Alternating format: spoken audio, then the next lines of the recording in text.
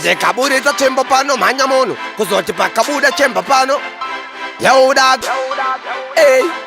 kukwira nekudzika unge vana pasiso ndotarisa kudenga sendikuteya siso avamwe votibata ibaba vapadisco apa chipatani achimakike unge isco magetsi atacha unge Doti Francisco kolabo nemabhebhi ndoda spice unge bisto vari kudhisa kabhindiriko madiko mukombe muchapiwa kana ndisisiko amoyo vakakoshi vaise mune kufesi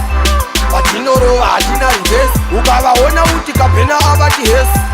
vatinorowa hatina rivesi vanogaya tiri padown plaza apa tisu tiri pacrown plaza havana kudzidza manown kana mapastitenzi ukavaona vadzinge pagaza saka gara wabatanitsman ari pakacha torova munhu wakarutsa pasina chaadya hanzi vakuda kundimisa hausi jaja abvunza kana denifisha ari pagaza haiwa moyo wakasviba dzagaigeti vari kuda kuvhara kabhidha dzagaigeti havakwanise kunditorera zviri muhedi saka gara wabata auka ane magredi amoyo wakakoshi vaise mune kufesi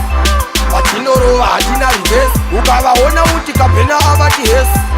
vatinorowa hatina rivesi vanogaya tiri padown plaza apa tisu tiri pacrown plaza havana kudzidza manown kana mapastitenzi ukavaona vadzinge pagaza ashumba godova nemafia riri mupesi mai mudhavoburitsa ndandi dziri mupesi jari ukavaona usavati hesi kunoti nenge madhiridi yatina mesi saka vaudze tine hekishani kunge mito vatinopinda tinokohwesa fanika figo oyo ndiyaniko kabhidha muchamumisa zvadiniko moyo wakakoshi vaise mune kufesi vatinorowa hatina rivesi ukavaona uti kabhena avati hesi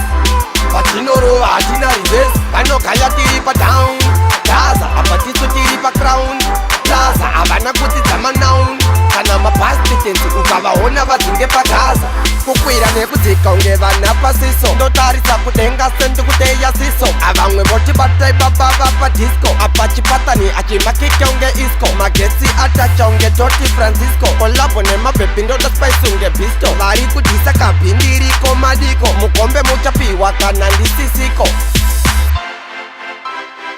vatinorowa hatina rivesi vatinorowa hatina rivesi Adaza, aplaza,